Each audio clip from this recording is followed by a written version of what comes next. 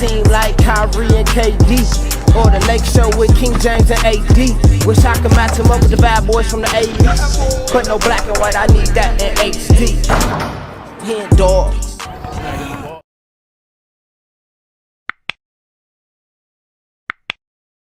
Yo, what's good, y'all? It's your boy HenDawgz, and we back to it. You know how we do it. NBA legends explained how good Allen Iverson really was. I'm very excited for this video, y'all, because Iverson was that guy right behind Kobe for me. Growing up, watching Kobe, that was my guy. He's my GOAT. I always say that. But Iverson was right behind me. You know, if I wasn't watching Kobe, I was watching Iverson. Like, Iverson was that guy that, you know, kind of growing up, he always gave everybody that kind of that what if I can make it to the NBA?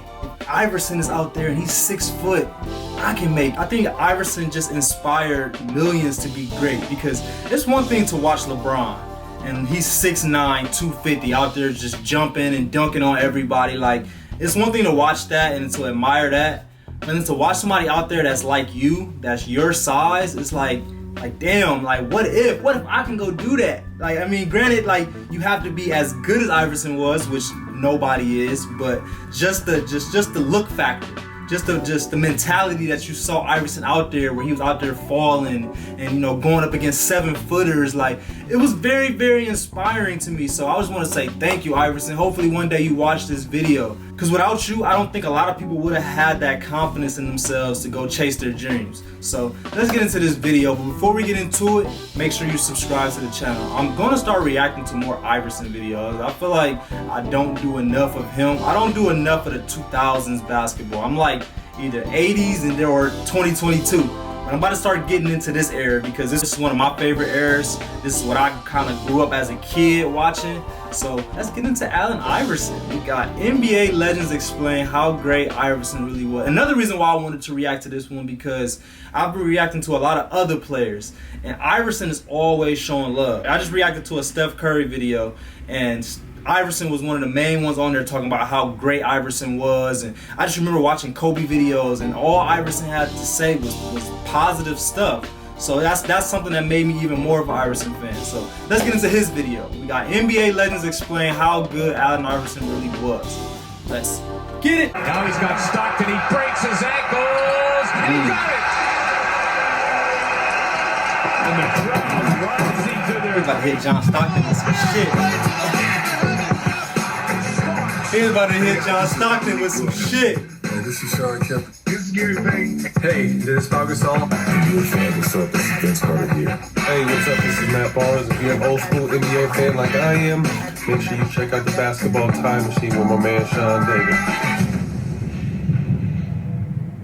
Hey guys, what's good? Welcome back to the Basketball Time Machine. I'm your host, Sean David. Thanks for tuning in. I hope you're ready for your weekly dose. Oh yeah, I see those jerseys up there. It made me remind me of this jersey. And I had to throw my Like Mike Calvin Cambridge jersey on. Shout out to Jersey Nation for always hooking me up with all the best throwback and exclusive jerseys that you can't get nowhere else. But yeah, I feel like it was only right, because I'm almost positive this number 3 is inspired by Iverson, because Bow Wow, who played Calvin Cambridge in Like Mike, he looked like Iverson. He had the braids, he had the sleeve, like he literally looked just like Allen Iverson. So this jersey is kind of a, you know, inspiration by Iverson. So it was only right that I wore these shirts.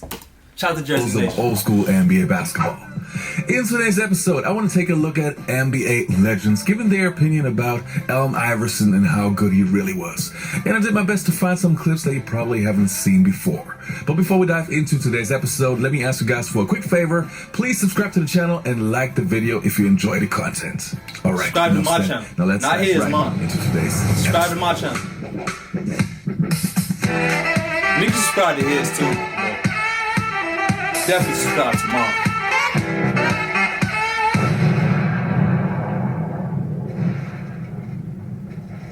Now the first clip that we're going to take a look at is from MB90s. If you haven't heard about that documentary, check it out on YouTube. And there are a couple of NBA superstars and legends giving their opinion about AI. Yeah, but there was no question who was number one. The answer. Allen Iverson was ridiculous. Tip dunk. Hey, at 6 foot. And I keep saying 6 foot, but I think he was like 5'10", 5'11". I feel like if anybody in the world called themselves 6 foot, they're not really 6 foot. Because if they were 6 foot, they would call themselves 6'1". So if you call yourself 6 foot, you probably like 5'10", 5'11". So I think that's what Iverson was. Tell me I'm wrong. You that's watching, if you 6 foot, if you, well, I ain't gonna say if you 6 foot. If you 5'11", don't you call yourself 6 foot if anybody asks. Tell me I'm lying. AI is just so fly because it's A1, it's the sauce. Who's that? It just feels good when it's poured over the right thing. Chris Duhon? Money was just the right thing. Iverson has Marbury, crosses over. He, to me, was a great artist because you got a sense of who he was as a person because of how hard he played. Left 20 gallons of sweat on the court every game. That's AI. Iverson made you proud to be part of the NBA. Hey, That guy was so good. I love Bill Walton too. Same way I say about Iverson and how he's always upping his fellow NBA players, Bill Walton does the same. So I need to find me a Bill Walton video to react to because I love reacting to players that show love because I want to show love to them. So somebody put a link of a Bill Walton video, even though I know that's not Iverson, but it is what it is. Iverson easily by place for two. Allen Iverson talking to Charles Barkley. Could nobody stop him. He could score anytime he wanted to, 40s, 50s, whatever he wanted to do. Allen Iverson, 4 straight with 40 or more. Allen Iverson with 50 for the night. He was the anchor to a lot of kids' dreams and hopes. He just meant so much to so many people, and he just was so unique. Trying to guard this guy is like trying to hold water in the palm of your hand. Let's see what Anthony does. Forget about it. Iverson for two. And when you talk pop culture, he was right at the top. He was one of the most popular players in the NBA all over the world. I don't know if he was the first dude with cornrows. Allen would keep his tight because, you know, you got to have your cornrows hooked up. Iverson crosses That's why I got this do-rag on because my shit is not hooked up. That's what I love about him. He brought swagger. The guy told me when I get to the league and I play against Mike, I'm gonna hit him with the crossover. And I was like, son, you're not crossing up Michael Jordan. Have you lost your mind? Ooh.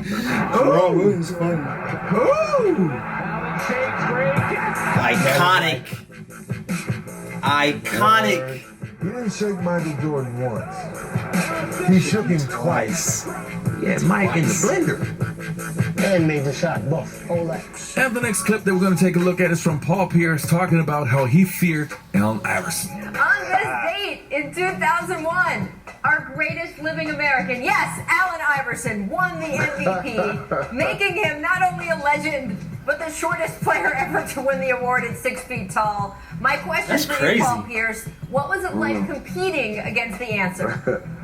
Man, I'm not even gonna lie to you, Rach. I didn't match up with him, but I knew I was in situations in pick and roll where I switched out on him. And I'm not gonna lie, I was scared to death because I could play defense and all, but I knew I couldn't slide my feet with Allen Iverson because every night when you looked up at the SportsCenter highlights, he was crossing somebody, he was putting somebody in the mix. And so all I knew was when I switched on him, I was gonna give him that Olay defense. I was gonna I'm gonna let him do his move, but I'm gonna let him go. And hopefully I can send him to the baseline because I was not trying to slide my feet with that guy. All right, pop quiz. I got a question for y'all. Write in the comments right now. I got 2 different plays. Let me know which one was more iconic. The Iverson crossover against Michael Jordan or the Iverson crossover against Tyronn Lue. Let me know which one of those was more iconic in the comments and why. Don't just give me the answer and that's just what it is. Tell me why. I think it might be the Tyronn Lue because it was in the finals and he stepped over him. But then again, it's Michael Jordan too, so I don't know. Write in the comments which one was more iconic. I didn't want to end up on nobody's SportsCenter highlights, period. And the next clip that we're going to take a look at is from Kobe Bryant himself, talking about how he admired Allen Iverson and how Allen Iverson pushed Kobe to become even better. Allen Iverson and Shaq were announced as the finalists for the Hall of Fame. I know both guys meant a lot to you. Talk about that. You know, in AI as a competitor, he drove me to be as more obsessive about the game because I had to figure out how to solve that problem, you know. And I told him when I saw him here this weekend, I said, man, you don't realize how much you push me, and I don't think people nowadays realize how great you were as a player, and how big of a problem you were for defenses. So for me, Rachel, I mean, I actually had to guard this guy, and it was one game where he was killing us in Philly. He was killing like our guards, and Doc gave me that look like, it's your assignment now. The dude never stops running, so I got to score and I got to slow him down. I was so tired after the game. I was the last one in the shower, just like soaking and trying to figure out why am I so tired from having to guard Iverson dude all over the court. But he was a joy to compete against. I was kind of looking at it like, don't play with my emotions. Like, well, this is kind of close. I mean, Kyrie, he's got the handles, he finishes. I look at AI. I ain't never heard that. When did KD say that? But write in the comments moment. I know somebody gonna be like, this dude always telling people to write in the comments, but hey, these are very interesting questions, and I love reading my comments. That's what I do this for, is to interact with y'all and have fun with y'all. Like, I'm not really doing this just for the views. I'm doing this to really gain knowledge and have fun and just talk sports with people, man. That's the main reason why I'm doing this. So I say that to say this.